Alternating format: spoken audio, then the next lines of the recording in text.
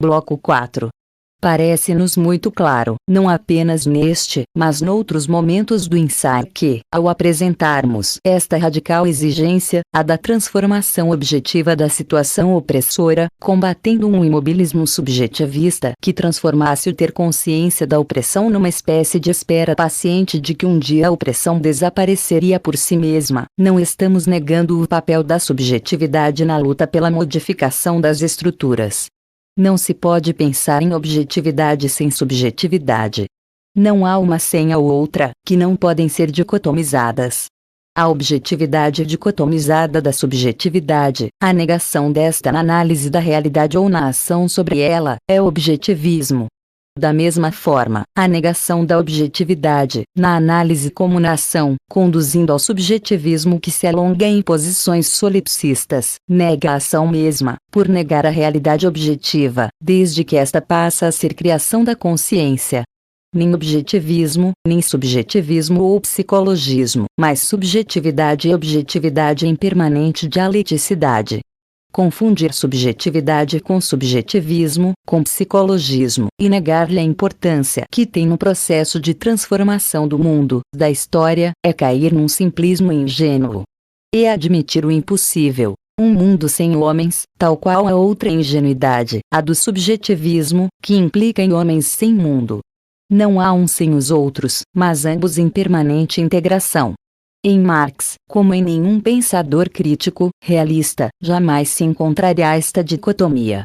O que Marx criticou e, cientificamente destruiu, não foi a subjetividade, mas o subjetivismo, o psicologismo. A realidade social, objetiva, que não existe por acaso, mas como produto da ação dos homens, também não se transforma por acaso.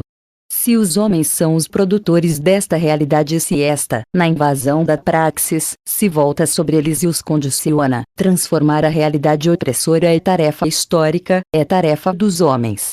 Ao fazer-se opressora, a realidade implica na existência dos que oprimem e dos que são oprimidos. Estes, a quem cabe realmente lutar por sua libertação juntamente com os que com eles em verdade se solidarizam, precisam ganhar a consciência crítica da opressão, na praxis desta busca. Este é um dos problemas mais graves que se põe na libertação. É que a realidade opressora, ao constituir-se como um quase mecanismo de absorção dos que nela se encontram, funciona como uma força de imersão das consciências.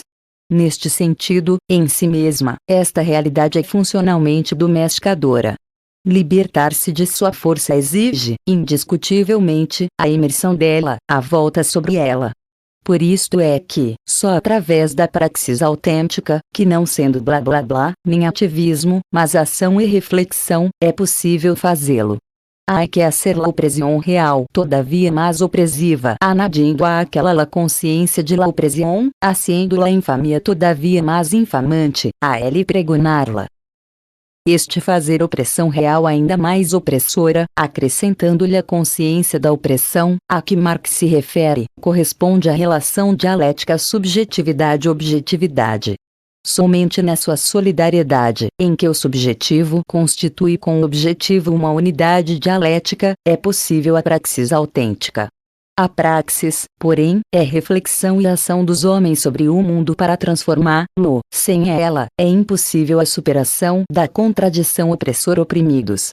Desta forma, esta superação exige a inserção crítica dos oprimidos na realidade opressora, com que, objetivando-a, simultaneamente atuam sobre ela. Por isto, inserção crítica e ação já são a mesma coisa.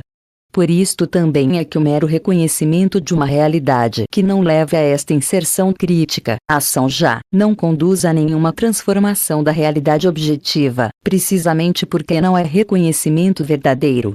Este é o caso de um reconhecimento de caráter puramente subjetivista, que é antes o resultado da arbitrariedade do subjetivista, o qual, fugindo da realidade objetiva, cria uma falsa realidade em si mesmo.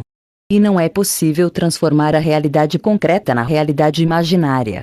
É o que ocorre, igualmente, quando a modificação da realidade objetiva fere os interesses individuais ou de classe de quem faz o reconhecimento. No primeiro caso, não há inserção crítica na realidade, porque esta é fictícia. No segundo, porque a inserção contradiria os interesses de classe do reconhecedor. A tendência deste é, então, comportar-se neuroticamente. O fato existe, mas tanto ele quanto o que dele talvez resulte lhe podem ser adversos. Daí que seja necessário, numa indiscutível racionalização, não propriamente negá-lo, mas vê-lo de forma diferente.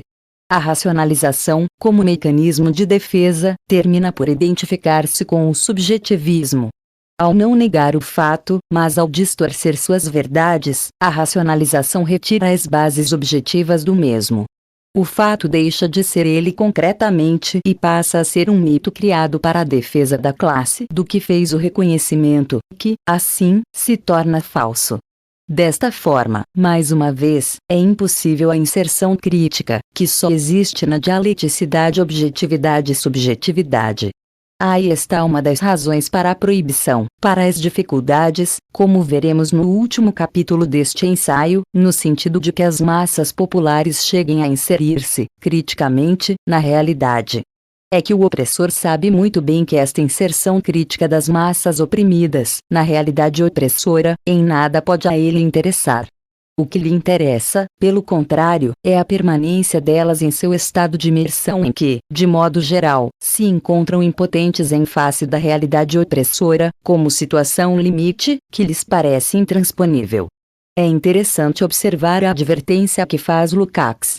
Final do bloco 4.